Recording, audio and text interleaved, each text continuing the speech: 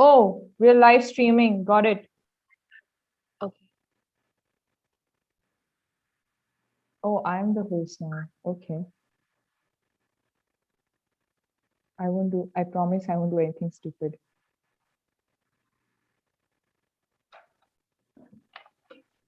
Amaimo is here.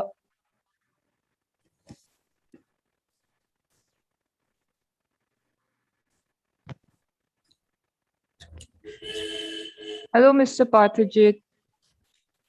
Hello, Amaimo. Okay, all our speakers are here. Hello. How are you? Hi. Am I audible? Yes, you're audible, very audible. Okay. All right. Okay. Unibrow Studio, can you take over the Being screen the host. sharing, whatever technical thing that needs to be taken care of? We'll just start in like 5 minutes, maybe. Hi, Pathajit. How are you? Oh, fine. Good. How are you? I'm good. I'm Chingrami. I'll be the moderator for today. And this is Thingmi Now and Mr. Monaga.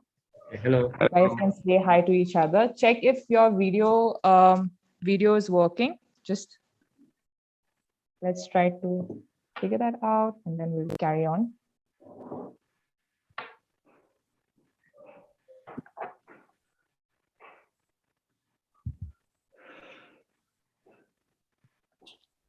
Jingmi, am I visible?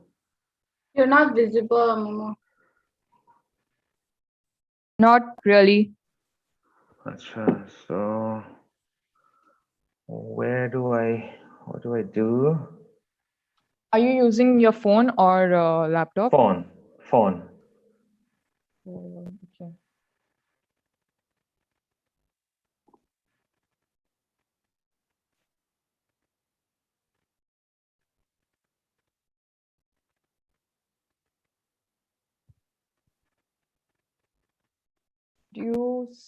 Did you try stopping the video and then enabling the video?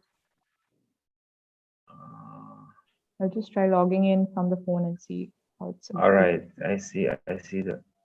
Okay. Yep. You're Okay. visible. Yeah. Yes. Hello. Yes. Yay. Nice to have you all. Thank you. Thank you, Jingmi.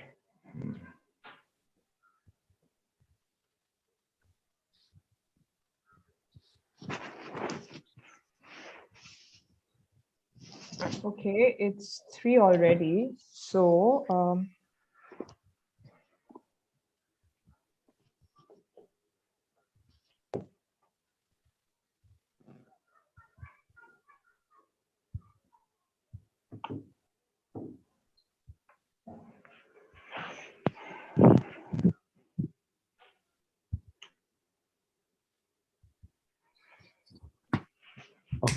Okay. okay.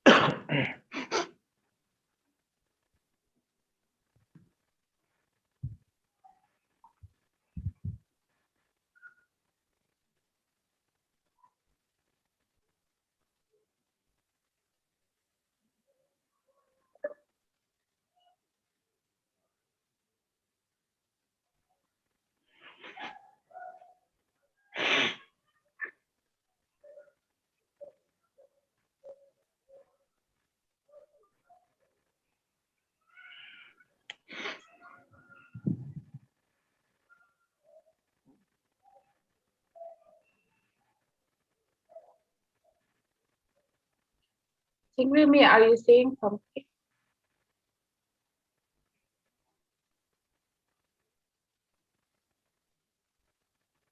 You're muted.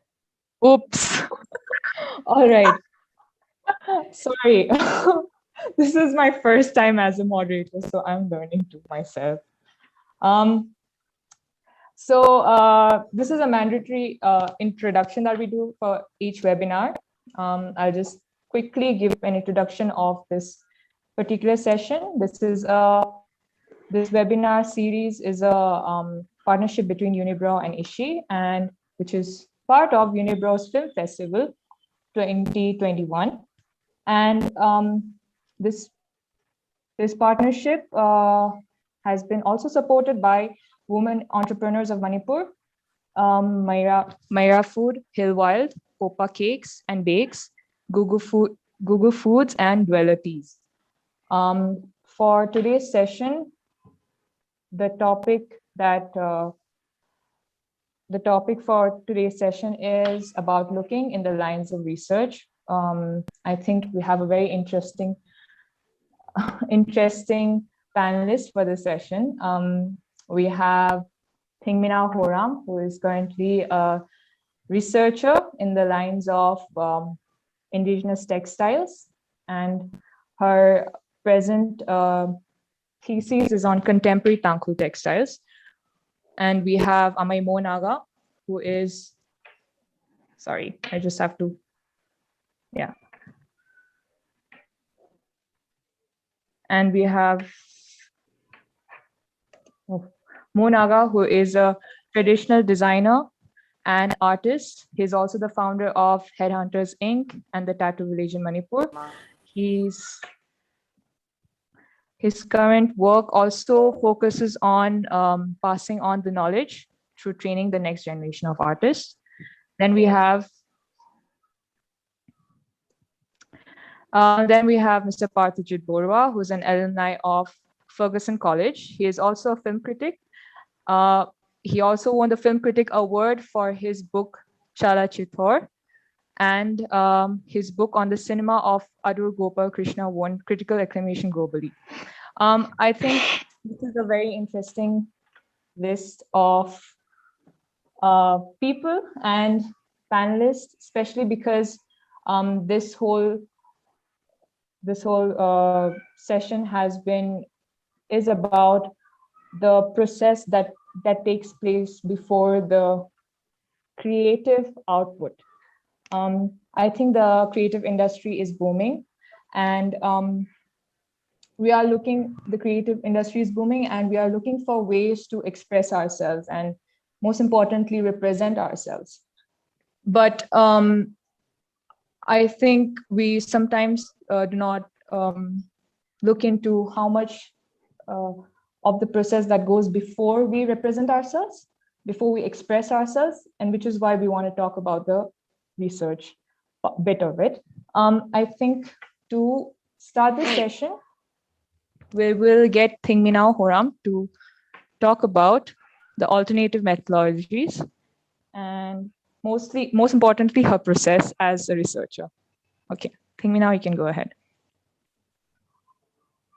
Hi, thank you, Unibrow Studio and Ishi Place for giving me this opportunity, and for all that are supporting this platform. Let me figure out how I should do this. Wait. I will be sharing screen.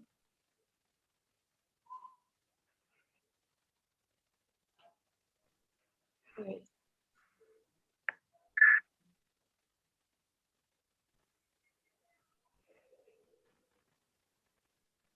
Okay, is this visible?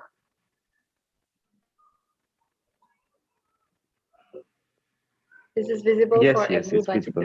Okay, thank you. Yes, I am Thingmina Horam. My name is Thingmina Horam. I'm currently doing my PhD in the Special Center for Northeast India Studies, Jawaharlal Nehru University, and I'm very excited to be here to share something about my research on Tangkhul textiles. First of all, I should mention that I'm a Tangkhul researching about my community's culture, which makes me an insider doing research. This has many advantages and perks The best is getting to go home, which is my field. So I've not wasted my vacations because of this. Another advantage has been the language. Being able to communicate with people in the field in the same language makes it easier than a person perhaps researching another community. Um, and if I should mention a specific disadvantage or challenge in being an insider, it is perhaps the question of subjectivity and objectivity. As a researcher, it is my intention to write or research about my community without being biased or without valorizing my community's culture. I have the tendency to sometimes I have the tendency to under explain or sometimes just keep social facts because it is normalized for me as I research my community and don't see it as significant enough.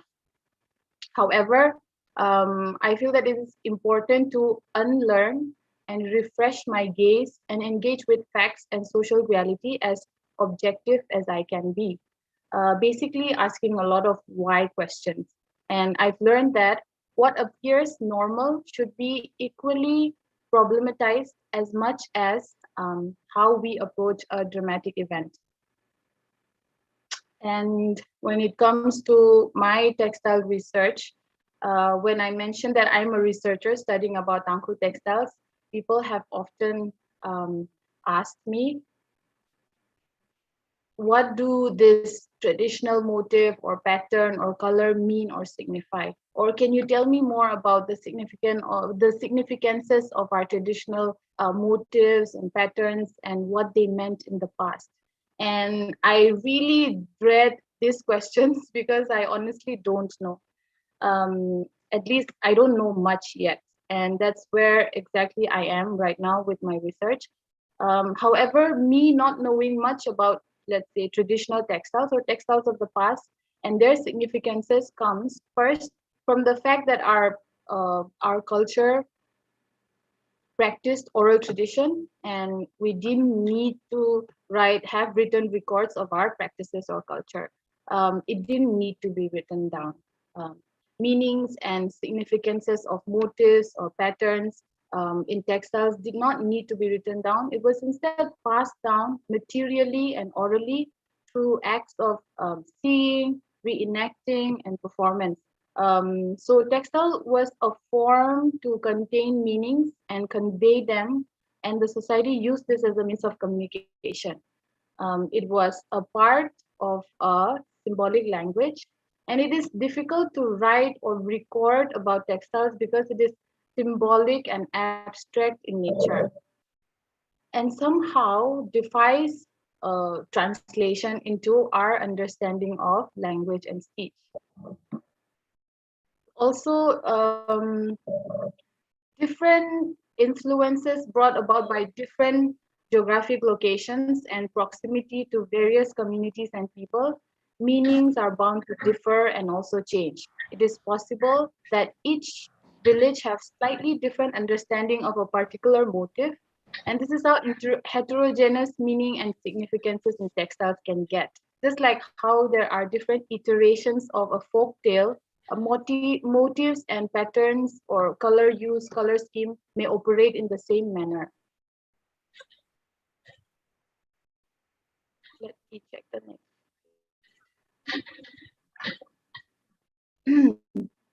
This does not mean that one cannot or should not do research on textiles. Having mentioned the difficulties or the untranslatability of textiles, it does not mean that one should not do research on textiles.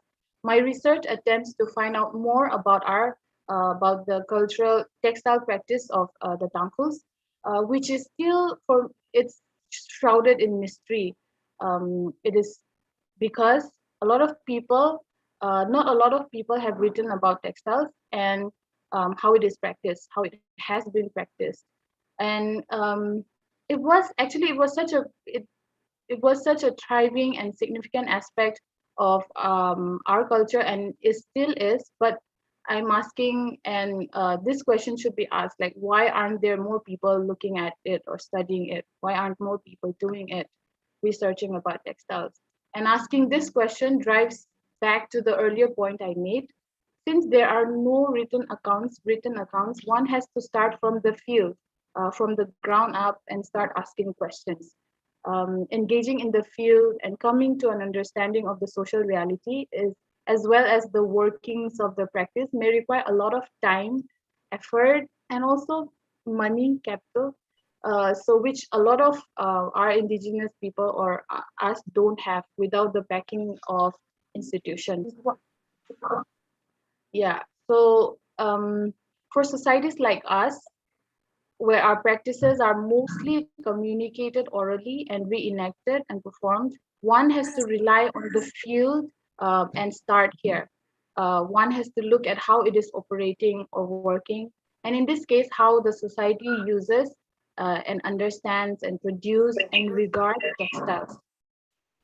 While researching about textiles, I have learned that I should not be too stuck on the question of what are the meanings of these patterns or what it signifies and such, but explore more about why people weave or why do they weave? Why are women weaving so much right now, even in the past?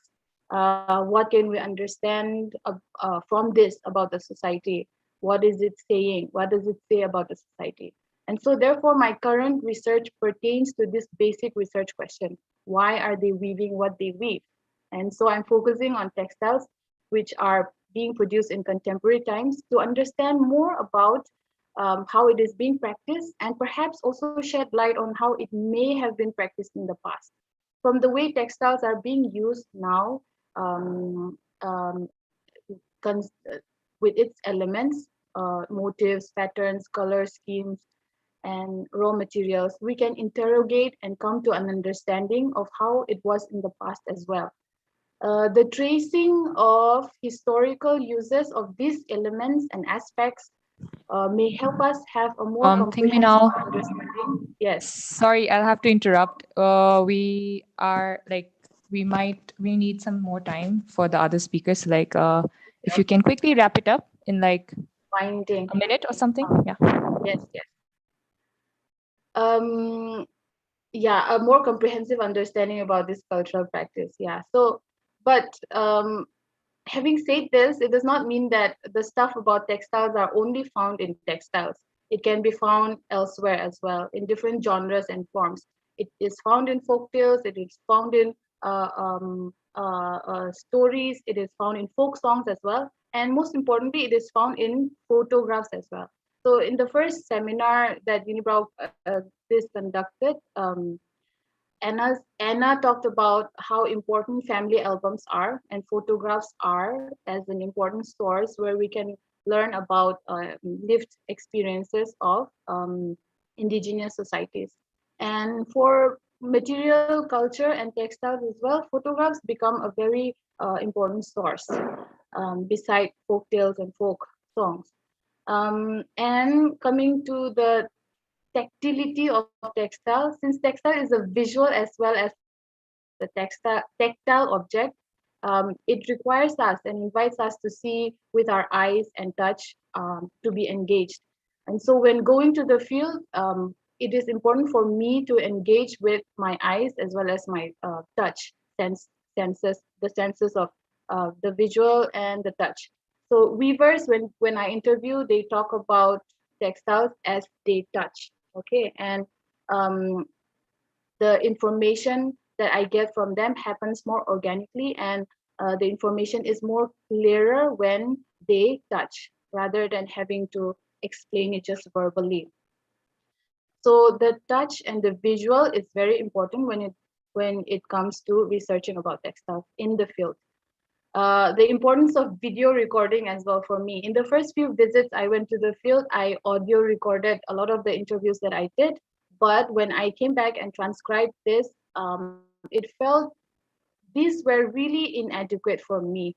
And I felt so in the recent visits, I video recorded some of the interactions I had with weavers, and this was more helpful in terms of data analysis and in terms of transcription and getting to get more out of the data.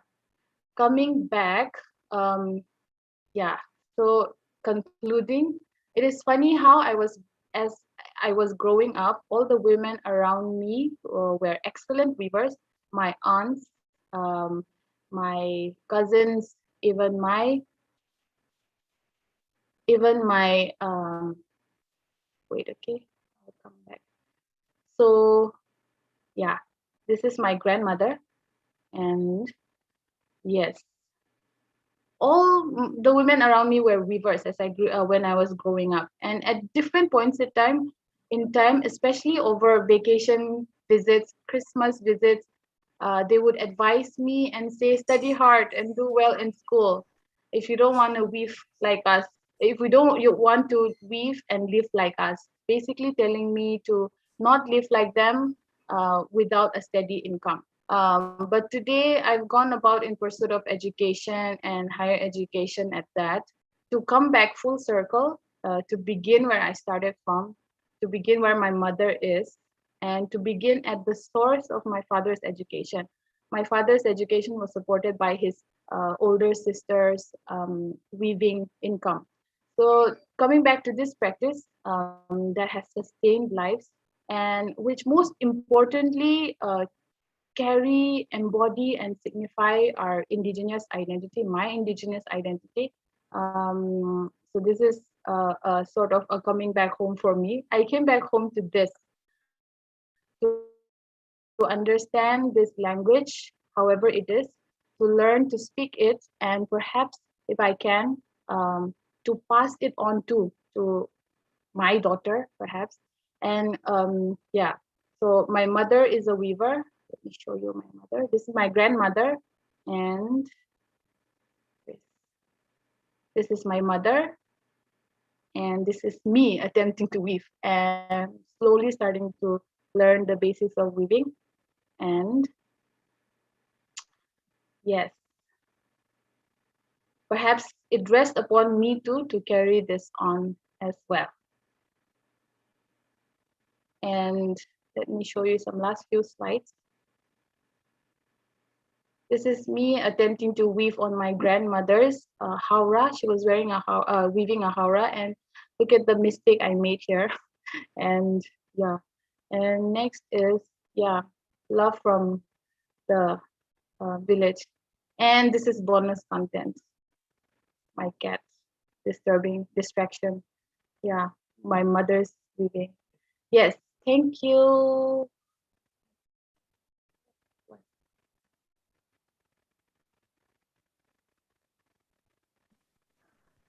Thank you, Thingminao. That was a lovely presentation. I'm sure it must be a very personal experience and a journey for you. But we'll get back to a lot of what you mentioned later. Next, moving on, we will go to Amay Mo. He will be presenting on unlearning as a process, but mostly talking about his process. So, Amay Mo, please take it over.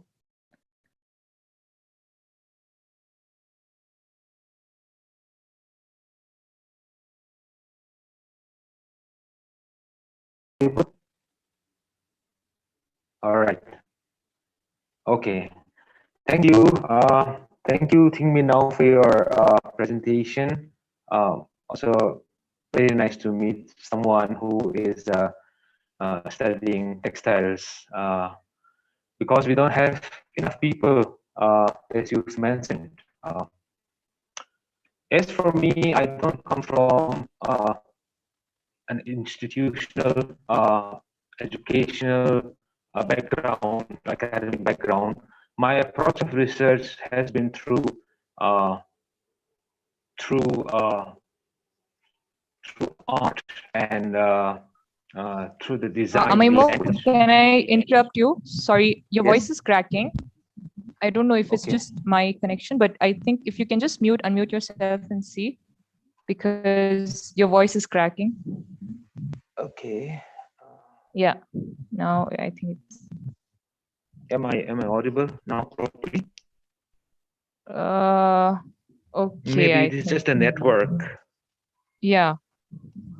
Okay, let me try going to another place then. Quickly, sorry. It's okay. It happens.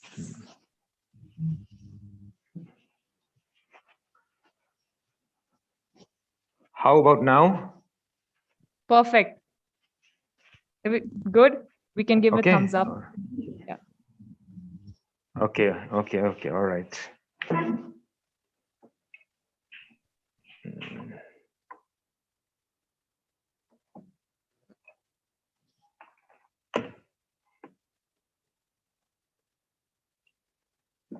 Oops. All right. Yes. So I was saying that. Right.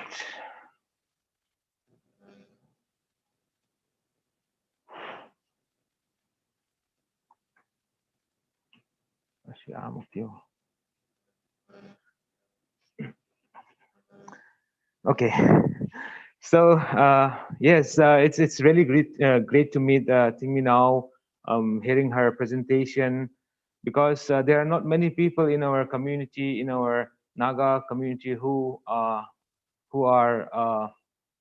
pursuing, professionally to understand, to record our art and culture, and especially even though there are so many things, so many activities, so many promotional schemes and programs through the government or the NGOs, and also from the private sectors. A lot of things going on for the textiles and for handicrafts. It just seemed like uh, the core of the essence of our textiles, the meaning, the understanding of it seems to have been left behind, because when we look around, there are a lot of people, a lot of organization involved in creating uh, these handloom products. But when we look around, we don't find enough people who can really say, or who can really promote the textiles in the manner it should ideally be. And that can only happen once we start researching, once we start documenting, once we start uh, learning about it.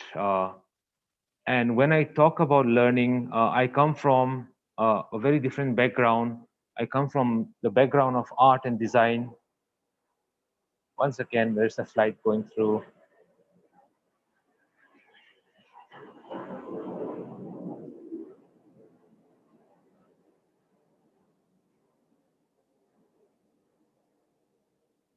Yeah, I'm staying at the Air Force camp, so once in a while there will be some flights passing through. Okay, so yeah, so my my approach has come through the language of art and design. So when I started researching, when I started learning, there were not much ahead of me who could guide me through, because I don't come from academic background of research and uh, yeah. So my approach has been through passion, through the love of people, culture, through the love of nature, and through the love of art and design. So one thing that I learned is that when we try to understand our uh, our art and design culture, we have to look at it through the eyes of our ancestors. We cannot try to we cannot expect to have the capacity to understand their way of expression uh, through the modern eyes, through the conditioned eyes, through the modern conditioning, And because of that, a lot of the time, what is happening is uh,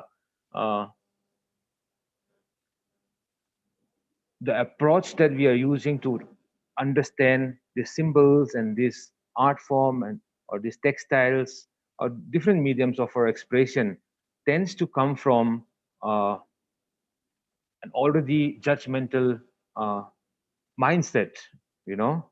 So when we look at them, when we go back, when we talk about going back to the root, and when we talk about unlearning, you know, because the process of learning here, you know, is not learning from where we are right now. We have to go back. We have to unlearn a lot of things which we have been taught, which we have been conditioned, you know, and that is where the term aesthetics comes into. Our aesthetics, the most basic thing about our art and our culture, where it all starts, all this thing comes through. The seed of all this is the aesthetics, you know. And to understand that, before understanding the meanings of all these motifs and symbols, we really have to understand what is it, what is our aesthetics, what was our aesthetics, where did it come from, you know. And to understand that aesthetics, we will have to let go of a lot of things that we have been taught. Right. And aesthetic is something which is not in our control.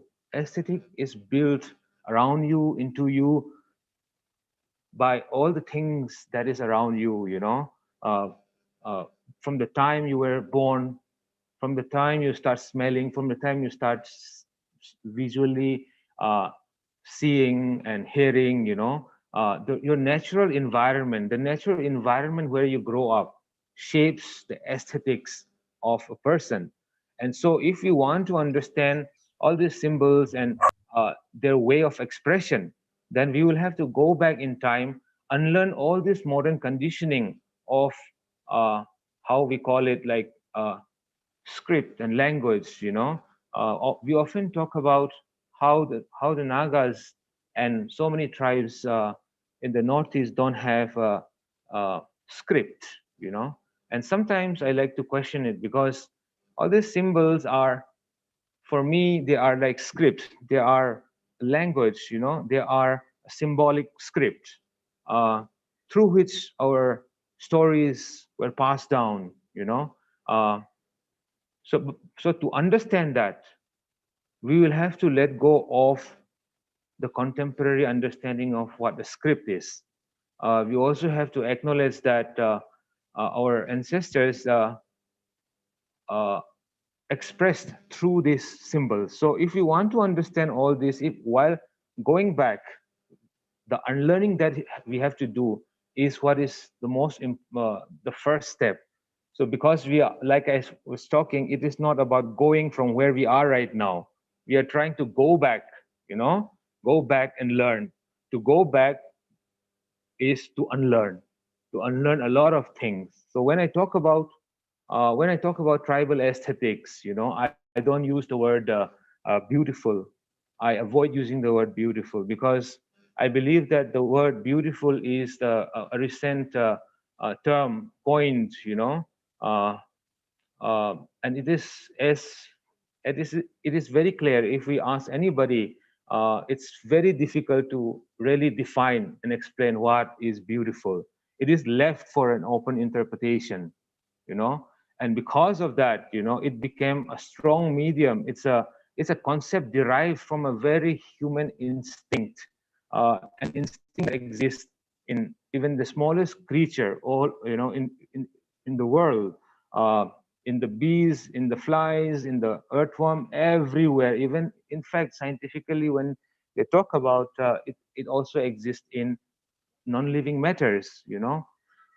So if we don't use the word beautiful, then how do we express what is our aesthetics? You know, our aesthetic comes from this instinct called uh, attraction, to attract. You know, and to attract means to stand out, to be bold, to uh, uh, basically to stand out. You know, to attract. You know, so when we look around, our art, our symbols, they are all very standing, are very bold, very expressive.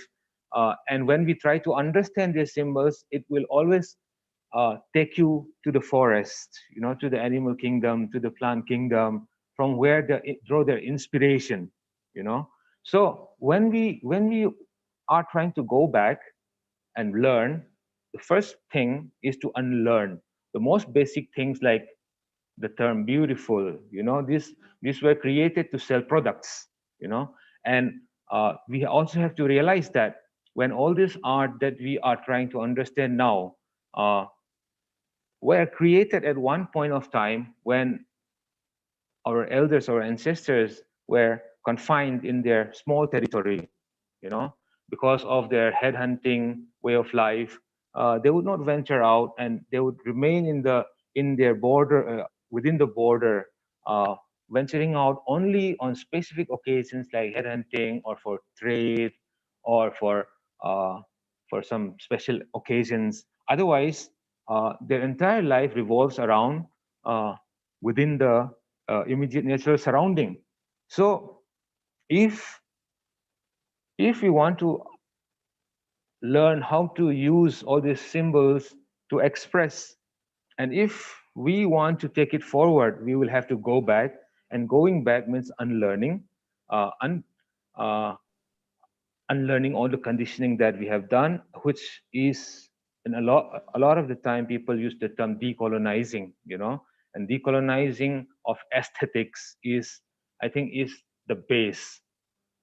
Once and when we talk about decolonizing, the subject of Christianity also comes in, because we cannot go back and try to understand these symbols from the past when there were no religion, when there were no Christianity, uh, to try to understand through the window of Christianity where we are already judgmental, So when you want to learn something, you cannot be judgmental. When you want to learn something, you have to humble down.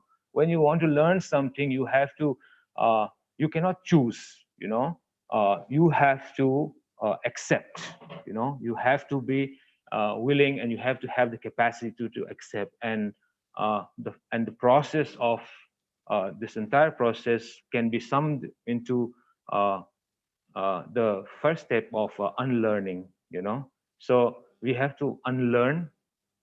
We have to move away from our social conditioning, the contemporary conditioning, and we have to try to get into the head of our ancestors, try to live in the forest, try to work with nature. We have to go back really, really, uh, uh, back into the nature, and uh, that is where we can start learning. So before learning, we have to unlearn.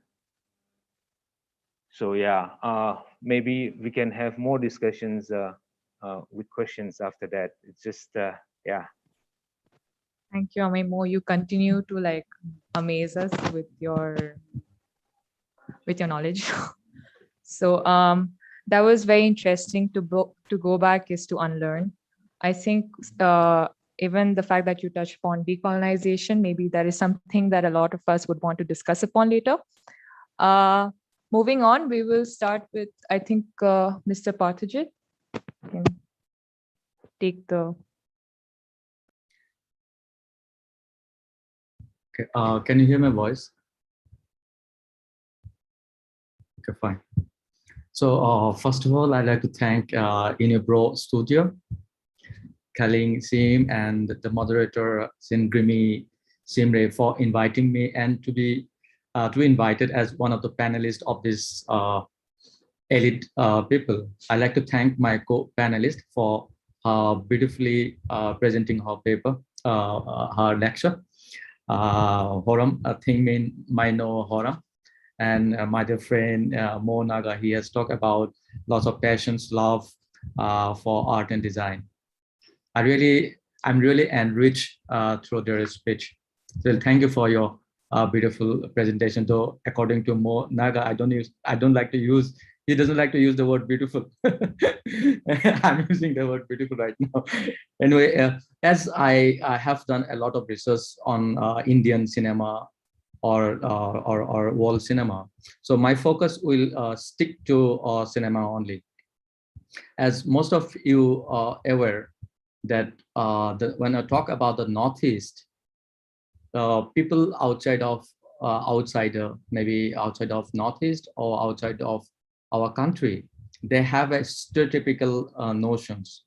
So when I was traveling different film festivals out of Northeast or out of India, then I have realized that they have hardly understood the meaning of the Northeast. So I am a strong part of the Northeast. So I have decided to demystify the idea and the notion of the Northeast, what exactly Northeast means. So the thing is that recently I've completed my first book, and that will be the first book in India, the history of the Northeast cinema. That will be the first book in a country, and that will be the first film critic from Assam to write a book on the history of the Northeast cinema. While I write the history, I'm not focusing only on the history of cinema. I have connected the socio-political history of each and every 8 states of the Northeast, in terms of Nagaland, in terms of Manipur, in terms of Arunachal Pradesh, even in terms of Sikkim. I have discussed the political issues, the social issues. Then I have focused how the cinema come into being.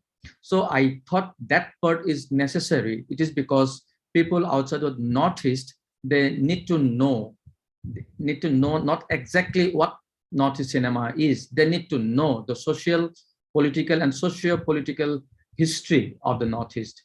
I think that will help them to understand what exactly Northeast is. Number one. Number two, I like to point out, when you go outside and they like to call the Northeast, still even in northeastern part, they have a wrong concept that seven northeastern states, 7 sisters. We normally call it 7 sisters. When we normally call the 7 sisters, everyone accepts that. Everyone accepts that is the authentic information, as you know, 7 sisters. But they have almost forgotten that recently the Sikkim in 2002. Sikkim has become a part of Northeast. That means 7 sisters is no longer the 7 sisters. It has become the 8 states. So we should never use the word Northeast. So I always encourage the young researchers to do from the Northeast, to do as Thiang Maino and Mo Naga have been doing greatly in their own field. People outside of the Northeast or abroad, they should come and see. I like to mention more specifically what is authentic information and how authentic information can be a constructed myth. Just I like to give you one example. In the Northeast, the first Assamese film, the first film was made in Assam. That was way back in 1935. And that was just after 4 years of Indian cinema, talkie called Alam era, that was made in 1931. After 4 years, the first Assamese film was made in 1935 by Jyoti Prasad Agarwal in 1935. Interestingly, when you find the academic or the researchers from this part, either from Assam, either from other parts of the Northeast, or people from out of the Northeast, they like to mention that Joymoti, that film, the first Assamese film, which is also the first film, first talkie in the entire Northeast, is the third talkie, the third cinema in India. And interestingly, some of my students, they have done the PhD from Central University nearby called Tezpur University. They have got their PhD, that they're using their doctor, they got doctorate degree. In the thesis, I have checked, in the thesis I have found that they have specifically written the third cinema in India is Joymoti. And everyone out of Northeast, everyone is using that, is because the researchers, even the guide, they have realized, they have thought that Joymoti is the third Indian cinema, and that is the authentic information for them. But when I did the research, when I went to Scotland, when I went to Berlin to do a research on this particular thing, I went to Kolkata.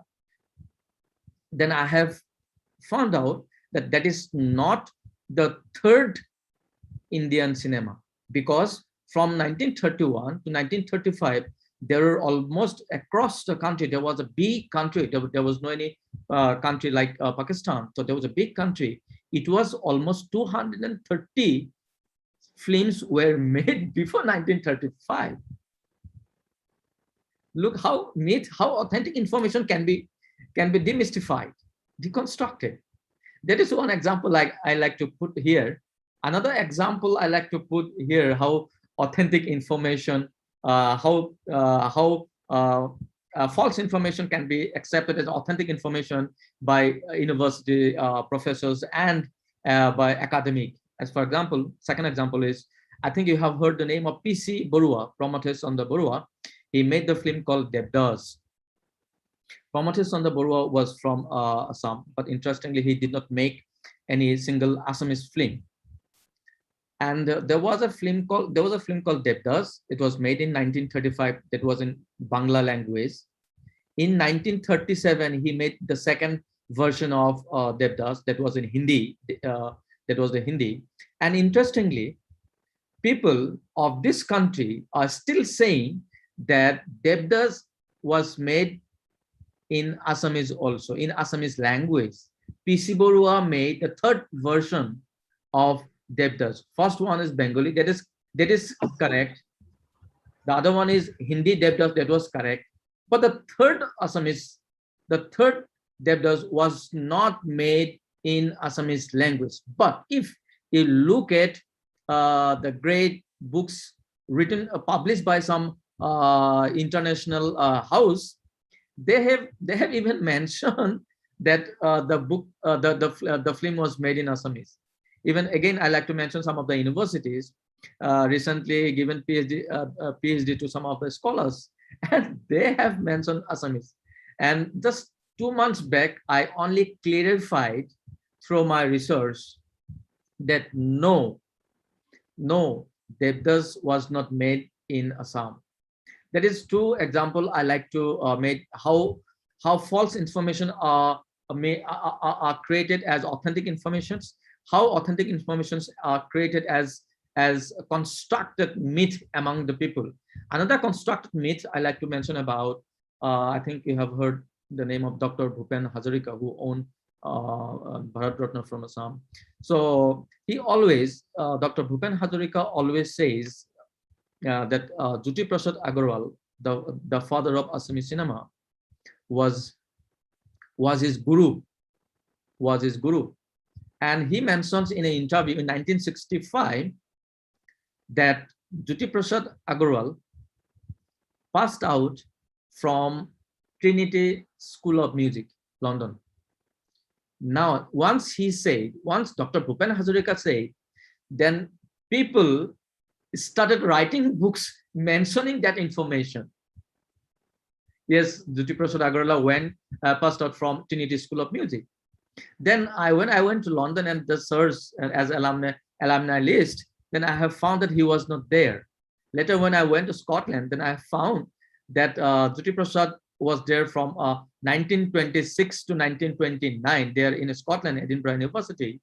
He was there academically for 6 months only. After studying for 6 months, he left the university and thus started learning cinema in an informal way. So in our society, we have found that there are a lot of stories are going on, which are still considered to be authentic informations. But now it is our responsibility. It is the responsibility of the researchers. It is the responsibility of the pure and genuine guide and academic to unearth the truth. This is the foundations I like to put up before my participants and the co-panelists. Thank you, Sing Mary Simre. Over to you. Thank you, Mr. Parkajit. That was really insightful information. Very interesting for us to sort of question who actually certifies what information is authentic, right? I think we'll give some time to our audience if they want to ask any question. Otherwise, we have a set of questions that we have prepared that we can take up. Just give me a sec.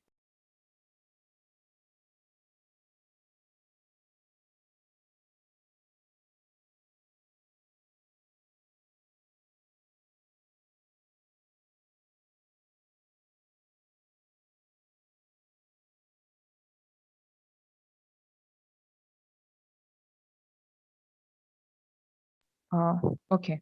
So I guess then I'll just start with the questions that we've prepared. So we talked about how I think Thingmi now mentioned about how she uses her senses. I mean, this question will be open to all, but she talked about how senses such as touch and seeing is crucial part of her process. I would like to ask all our panelists, Thingmi now, you can too. How has been your process in finding, like in your ways of research? What has been the process for you, and what are the are you? I mean, yeah, I'll just leave that open, I guess.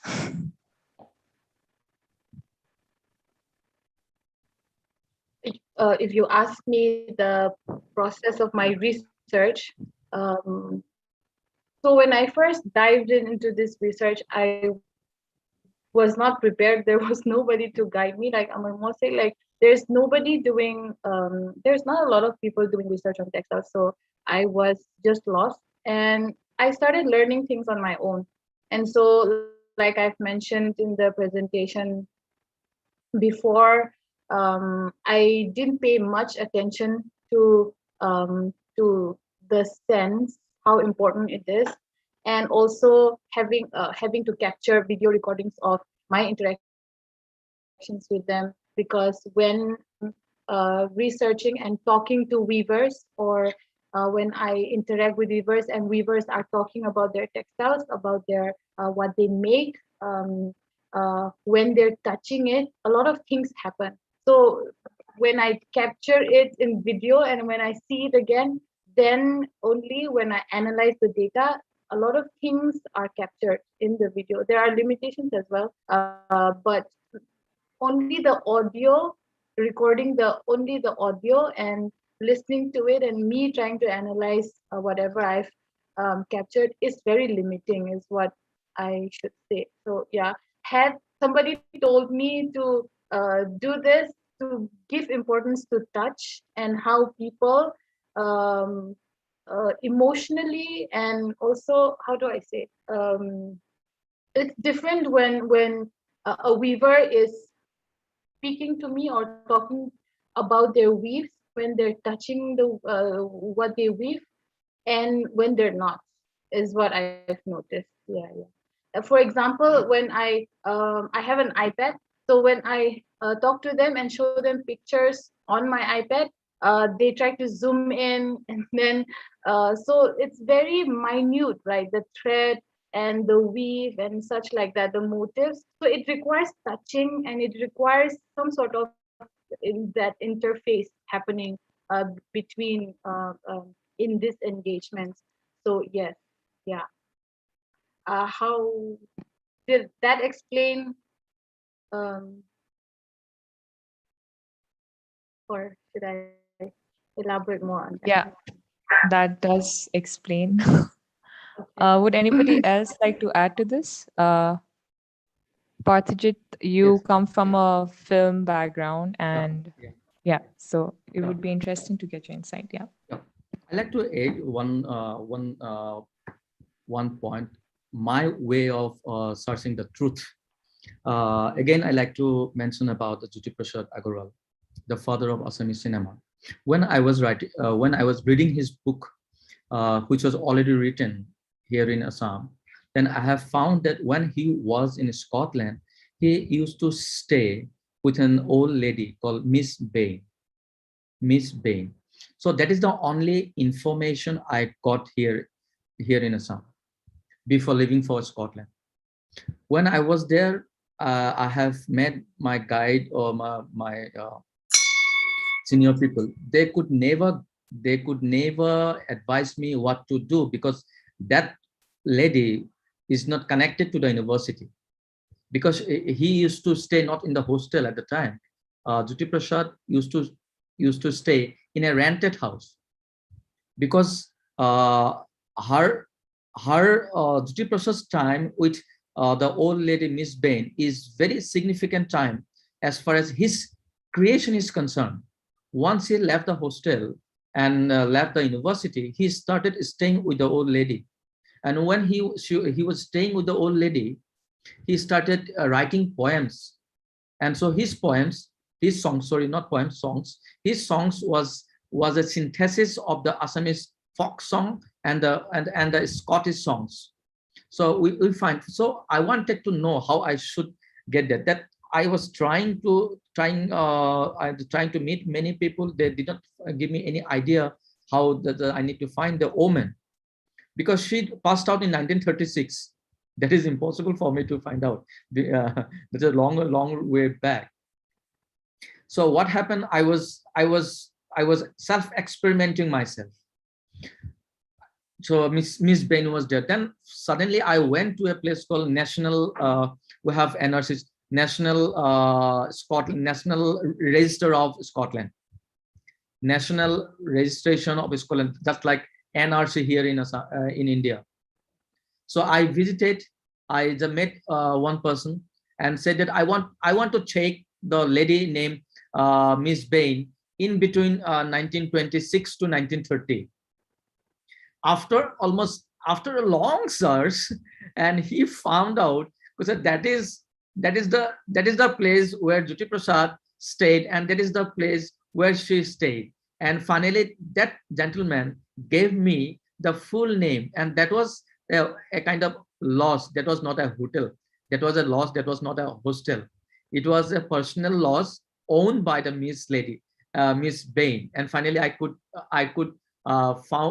find her full name, Isabella Charlotte Bain. And when she passed away, she was 87. So this is my way of finding some truth. And when I came back, and I just wrote in an English newspaper about her, and that is the complete name I have written. Then and after 3-4 months, I have found that one gentleman has written a book on Jyoti Prasad, and he has then only started mentioning Isabella Bain, and he has not mentioned that he has got the name from me. That is a kind of plagiarism that is happening. So you can, sometimes it is not necessary that you have to follow in research, you have to follow certain methodology that is written in the text. You have to break the text, because you can't, if you follow the text and methodology written in the textbook, so I'm sure you won't be able to get what you exactly want to get. Yes, over to Chingri.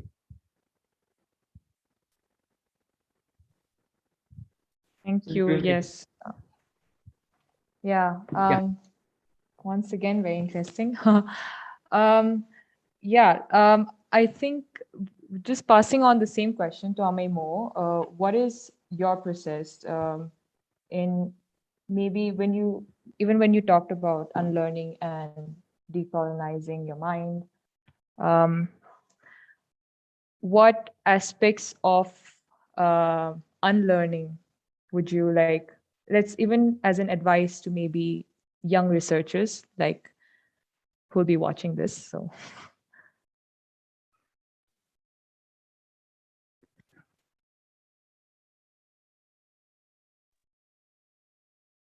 Mimo is muted. He's talking, but we can't. All right. Yeah.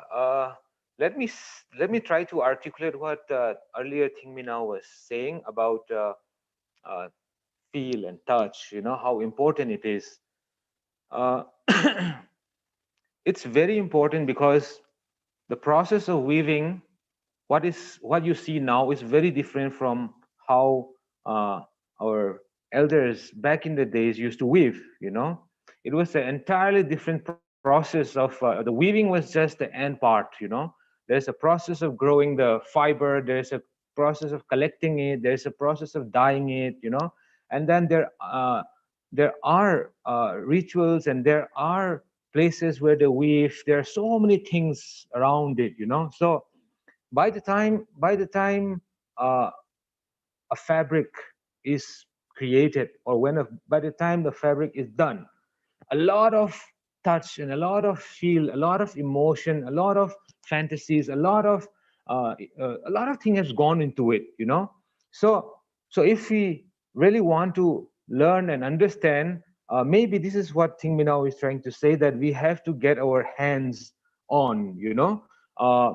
We have to understand that one shawl takes like maybe like Haura John, maybe it may take like an entire month to make, you know.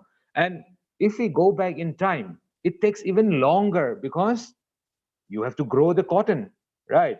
You have to harvest it, you have to dye it, and to dye you have to find the plant, and you have to keep it ready during the season. So there are so many things around it.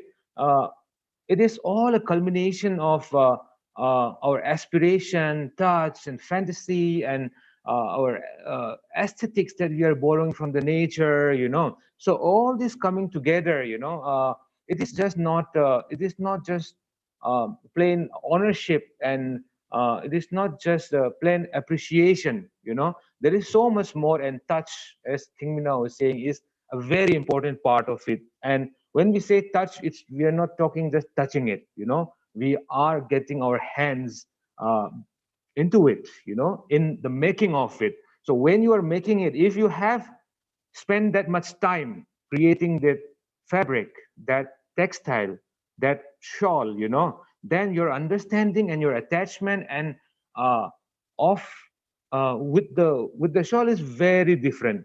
And it is, back in the days, it was not like, not everybody could own a shawl, you know. Only the rich man, only those who have wealth or who have power, or weavers, you know. It was not something that you can buy or order, you know. It was every piece of textile was woven with a lot of love, a lot of pain, and a lot of stories, and a lot of imagination behind it. So so so when we talk about coming, you know, going into it, authentic, again, touching what Mr. Barua also said, you know, and what Chingrimi is asking me now is in sync, because when we talk about collecting information, you know, how do we know what is authentic and what is not, you know? And if we talk about textile, because we are talking about it, it becomes difficult now. It becomes very difficult, because not all those who know how to weave know what it means, you know. uh, Forget about spinning cotton, forget about dyeing, you know. Now they go and purchase the yarn, and then they come and weave.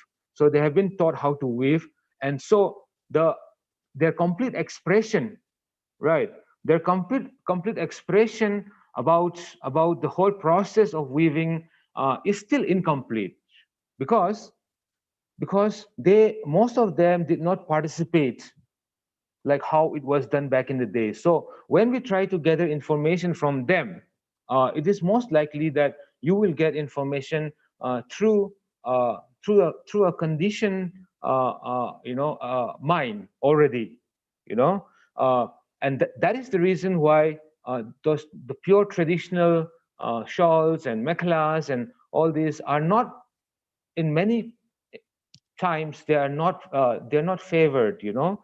The young generation, they want more colorful. They want to, they start competing. If another tribe has created some new product, a new shawl with a different more vibrant color, that another tribe also wants to outdo that, you know. There has always been that competition in the past, but it was never to outdo or to better. It was always to stand out, like I said, you know. Our aesthetic was never to imitate, our aesthetic was never to be similar, our aesthetic was to stand out, you know. So if you want to understand that, if you want to get the authentic information regarding textiles and our arts and symbol, then uh, then we will have to go down to the basic, to the core. And when I talk about it, it all fall down to individual, because a person who is looking to find a way back to his root, will only thread that journey, right? So when a person like, for example, for Tingmi now, all her memories, what he saw as he grew up, her grandparents, all these things makes so much more sense for her to go back and learn and understand. If she had not seen these practices, there was she would not find uh, much reason to reconnect.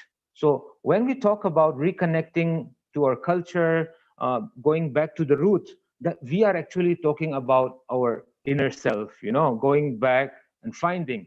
And that is the same thing that I share with a lot of the people who come to speak with me, is that the approach is very simple. The approach is not to be biased, not to be judgmental, breaking away from the conditioned mind. uh, Something, for example, is the word beautiful. We have to understand, uh, we are all taught that everybody is beautiful, everybody is it, but how are they beautiful? How is everybody beautiful? How is everybody same? How is everybody uh, equal? No, we are not equal, we are not same, we are not beautiful, we are all different. you know we are all different, and we have to be taught.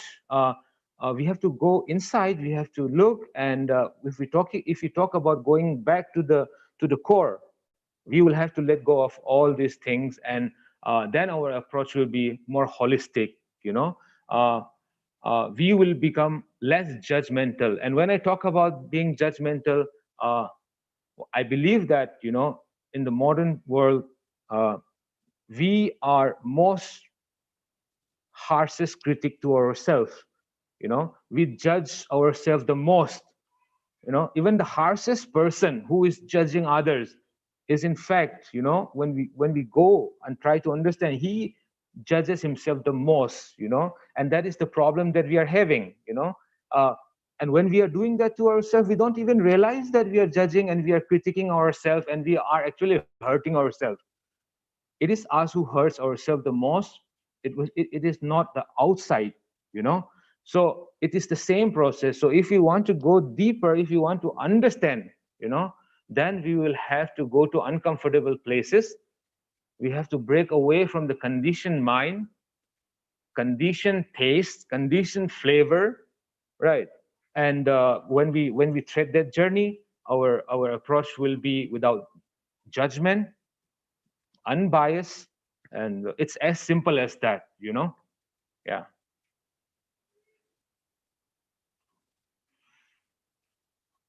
Thank you, Thank Amir, you, for Amit. elaborating it so well. I want to add something about, yeah.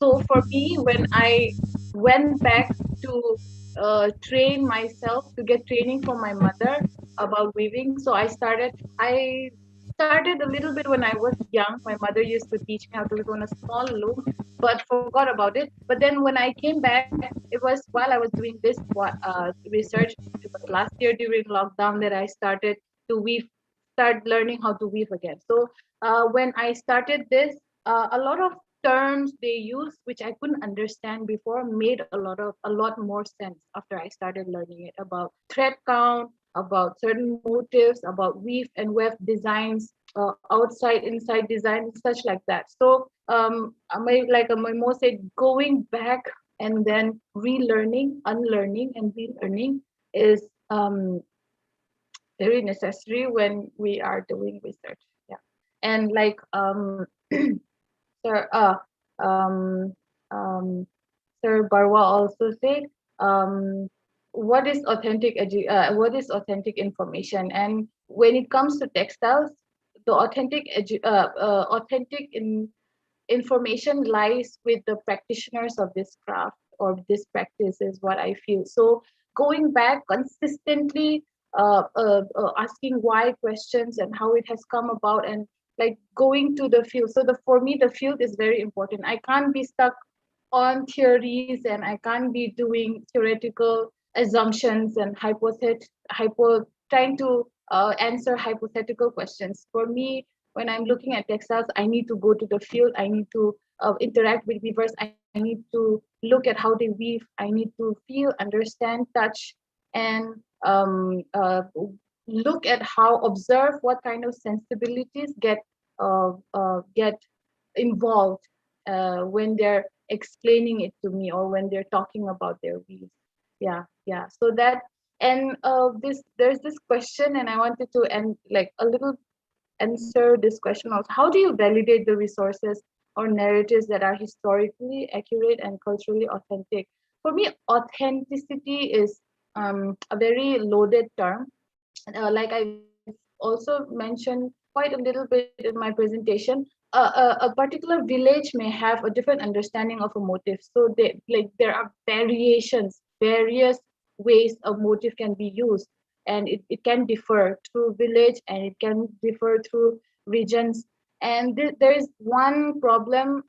There's one thing that is happening in the textile world in the Tangkhul community is that these villages, they claim, some villages are claiming, oh, this is our original original motif. This has come from our village, and this is our original textile. This design has come from our village.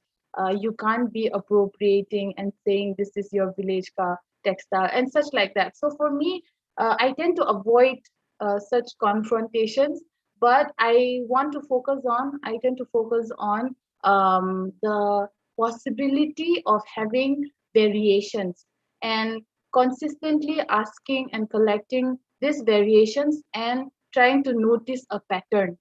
um, so if this is used like this in this region or by this village, what about other villages? How can I get to know what is a similar point that is being said or being used, or how it is used in this villages or this region?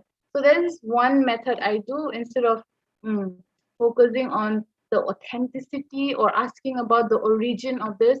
It is more practical, and it is more practical for me to have a lot of samples, samples in the sense of people's the thing, and then trying to understand if there's a pattern to it.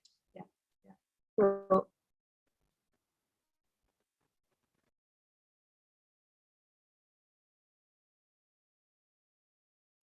Can I respond Thank in? you, Thingna. Can I respond in 2 minutes? Yeah. Yeah. Yeah. Just I'd like to add one thing. In longer back in 1999, when in Pokhran nuclear test was taken place. At the time, all over the country, everyone was praising the India has become the nuclear country. Everyone, every that news was the headline. That was the reality. Everyone is praising in the whole world that yeah, India has become the nuclear country. That's the reality. But a researcher, what I personally feel, a good researcher should not try to find out the outer layer of reality. As a good researcher should go beyond the reality. If he or she is a good researcher, what he or she will do, she or he will go to the Pokhran and will find out what exactly the reality is.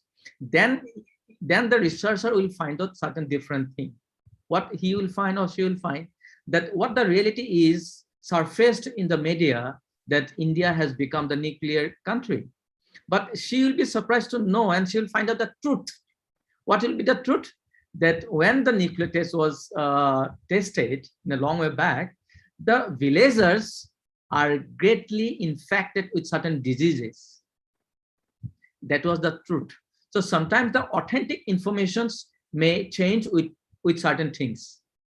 So a good researcher, whether it is the film researchers or academic researchers or the cultural researchers or the art researchers, whatever the researchers, he or she should try to find out the reality, the truth beyond reality. That is what I like to add here. Thank you. Thank you for giving me this chance. I also want to add a little bit on this. Uh, I'll share something, an interesting story. when we are touching about authentic information, because like I was saying earlier, when the weavers who are weaving now, not necessarily have knows what she's weaving, she may know the technique, but she doesn't, so when you go and meet elders, really old people, in their 80s, 90s, from my experience, what I have seen is that when they don't know something, they tell you they don't know, even if it sounds ridiculous that they should know, but they're very honest. They don't look, because they don't lose anything in saying, uh, what they don't know as they don't know. But now what happened is, because of the conditioning, there will be weavers who will be in their 30s, 40s, 50s, there'll be a lot of interpretations, a lot of expressions, so how do we find out what is, like, for example, of course, in the tribal art culture, because of the symbolism, the art itself is a primitive way of expression, so they are very basic in nature, very stylized. So it overlaps all over the world. You find triangles everywhere in every culture, but every triangle doesn't mean the same thing. It has different interpretation. That way, we can have different interpretation of the similar kind of shapes and sizes, which is absolutely fine, But that doesn't mean that they are uh, uh, absolutely different when we talk about communities within the Tangkhul community, for example. If one tribe has a different narration, and if the other tribe have different explanation of the pattern, then it is important to investigate both the story, And when we enter in a very holistic manner, because you first have to understand all the narrative, Just because there are so many narratives doesn't mean that only one is correct. All can be correct, and sometimes this is from my personal experience. Sometimes all somebody needed to do was fill in the gap between all the story. Sometimes it turns out that the whole story is in one place. It's going in one direction. It is just our our desire to have ownership, we often looked at the differences, trying to different, but if we look at it from the perspective of trying to find see the similarities, then often it happens. So I'll give you an example about tattoo. Okay, there is this community called the Apatani people, right, in Arunachal. So for a longest time, even now, uh, the belief that the nose plugs that they wear on their nose, and the tattoo that they do on their face along the nose and on the chin, uh, if you Google, you will find it's written all over. Even the biggest media houses, expert journalists, they all write, bloggers and vloggers, they write about it. Uh, they write about a story, a narrative, you know, where the women of the Patani people were the most beautiful uh, ones in the area, in that region. So the neighboring tribes used to come down and kidnap them to have them as their wives, you know. So in order to evade, in order to stop that, they started wearing nose plugs and to make themselves appear ugly, unattractive, you know.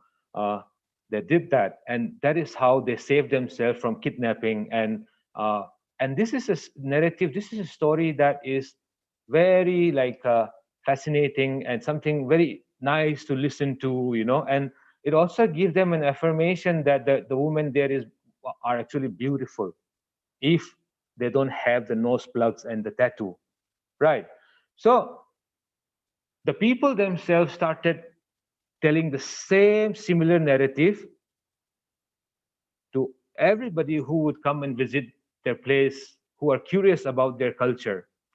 So, but none of them knows where and how this story started, right?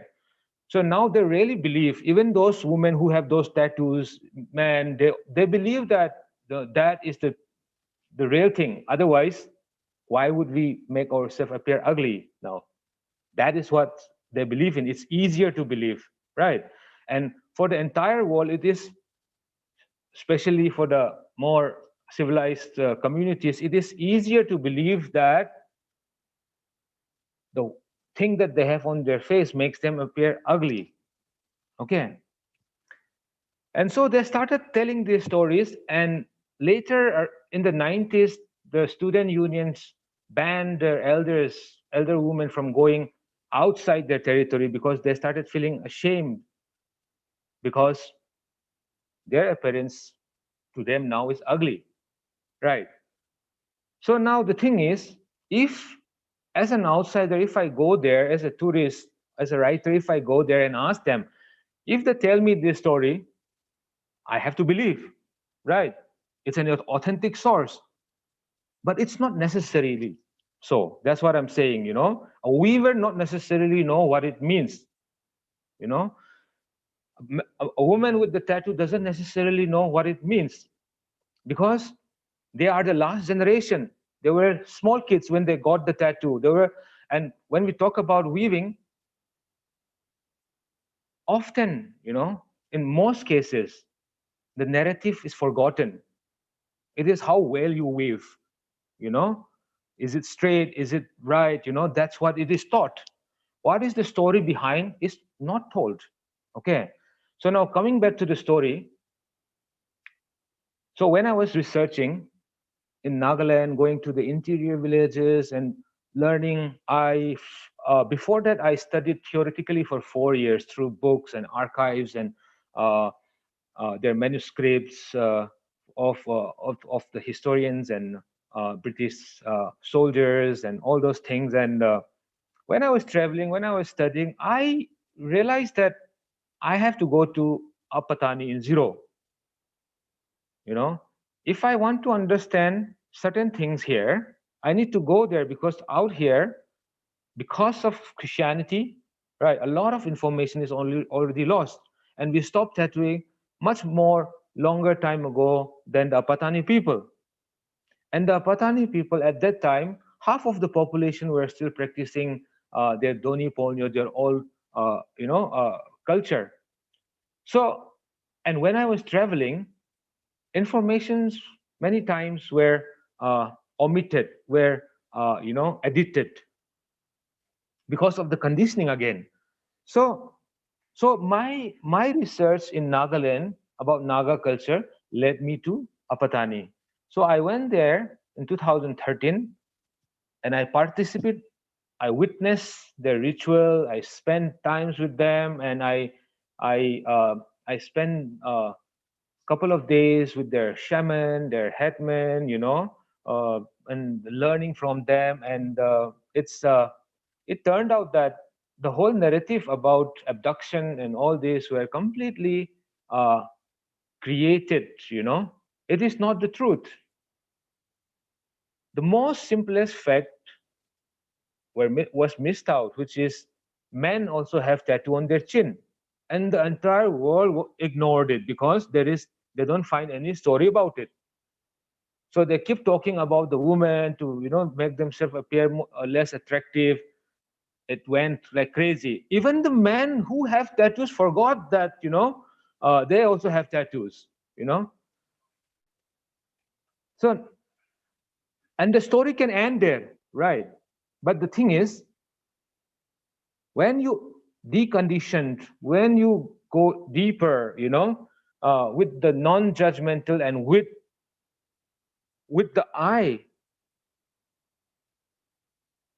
with the vision of our ancestors, through the vision and through the feel of nature, when you are willing to unlearn and when you want to learn, relearn, when you approach in that, you can go deeper. So it turned out that the actual story, the folk tales,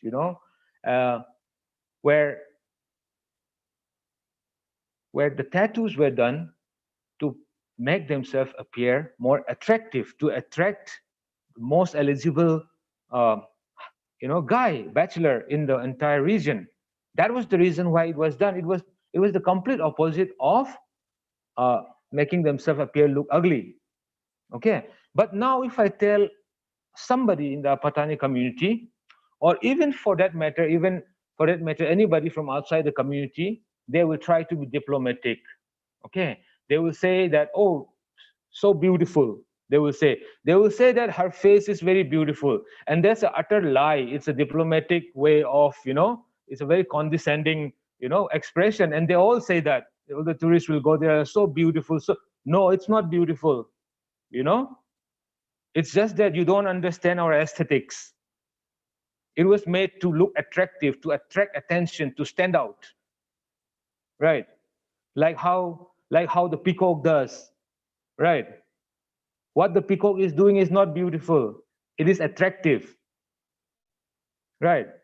Because of the conditioning, we have become, our aesthetics have become, and we have become like them.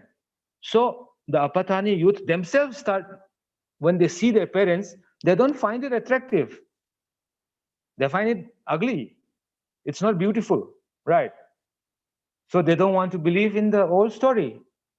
So they will start, it's an easier story to tell the world. So it kept on going. And then there is furthermore stories behind it.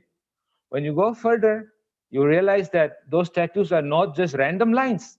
They have deep significances, right? Why are the lines there? There are deep meanings behind it, right?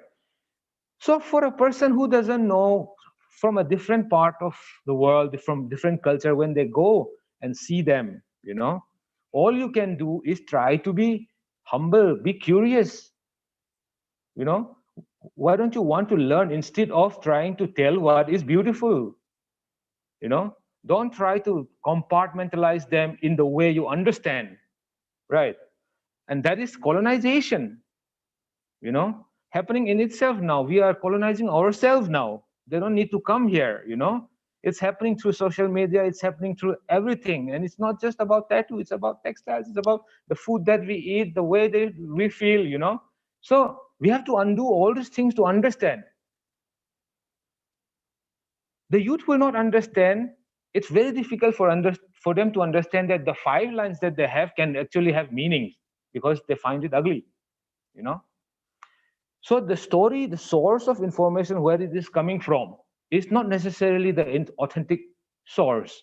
Not because he has the tattoo, or not because he is old, or not because he or she is she's the weaver. The true information is beyond the individual's knowledge, beyond one individual's knowledge. And in any way, those informations were passed down, hand over. It was not created or in one go. It was always refined. It was better. Culture, tradition, art must evolve. It doesn't stay stagnant. When it stays stagnant, it's over.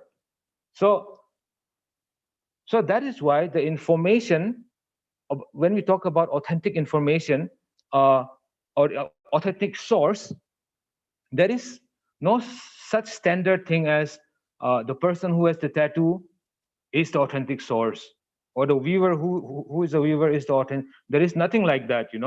Sometimes in a village, when you go, an old man or a young man will know a lot more about the textile than a woman who weaves it. So we have to be open. We have to be like an open window, and keep our eyes open. We cannot thread in one standard approach. So we have to be creative. We have to be willing to unlearn. Yeah. Thank you. That was, I think the whole session, I was like nodding my head. And thank you so much to the panelists for making my job way more easier. The conversation went with the flow, and everybody had so much to add. Um, We have just 4 minutes left to end this webinar. I think we have touched upon the topic, touched upon the question uh, given by Shinmei Chan. I hope she got her answer. I think we all got a lot more than what was asked. But to end this session, I would just like to ask this last question. Um, how can we make these information relevant for the younger audience? I know that I think in some way we are also thinking of passing down the knowledge to the younger generation. Parthajit, you work with contemporary stories and a lot with the modern culture of Assam, and it is still like a ongoing thing. And for Amaimo, he's thinking of ways of making it relevant for the younger generation through his art, through his school and studio. And Thingmi now, as a young researcher herself, she is learning and she is thinking of ways to pass down the knowledge to, I think, from what we gather. Oops, sorry. So just the last question. How can we make these information relevant for the younger audience? Whatever that we may be doing, I think it's so important that um, we talk about how certain things, informations they get stagnant sometimes. And it's also very important that whatever is happening right now should also be passed down for the future. So that I will leave it to you guys to answer. Yeah.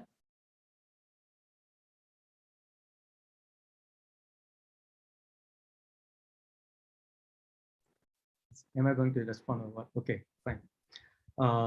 So it's very necessary and significant for the young researchers, the young people from Northeast, and they have the huge responsibility to carry forward the authentic and truthful informations out of the Northeast, number one.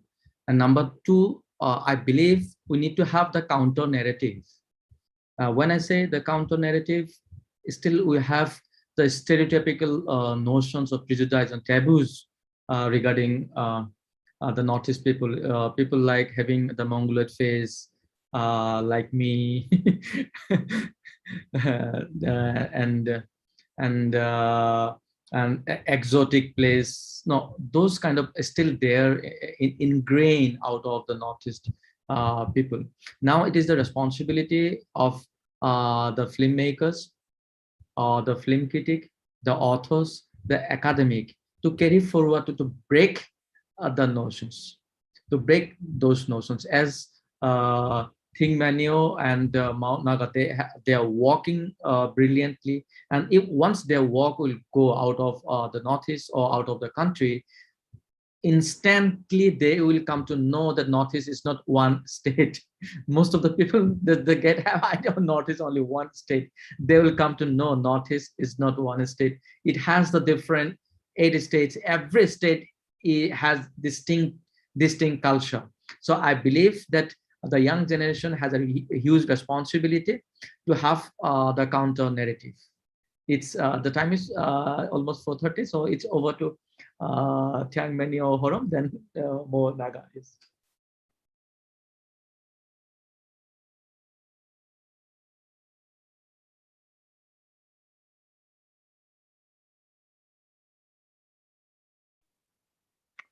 Okay. Definitely, like I said, art, culture, expression, tradition, the people, everything about us as a human, as a people, must evolve. You know, it is our duty to make it better, and that's a human instinct. To learn from our elders, to learn from those who are more experienced, and to move forward, to make it better. But right now, in this context, I would not say that, I would say that what is more important than the youngsters is first we have to educate the elders.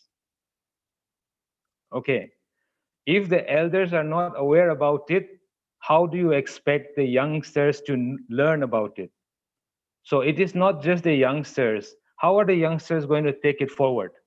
So it's very important that our elders also humbles down and unlearn. And for them, it is more easier to unlearn because they are closer to it. Yeah.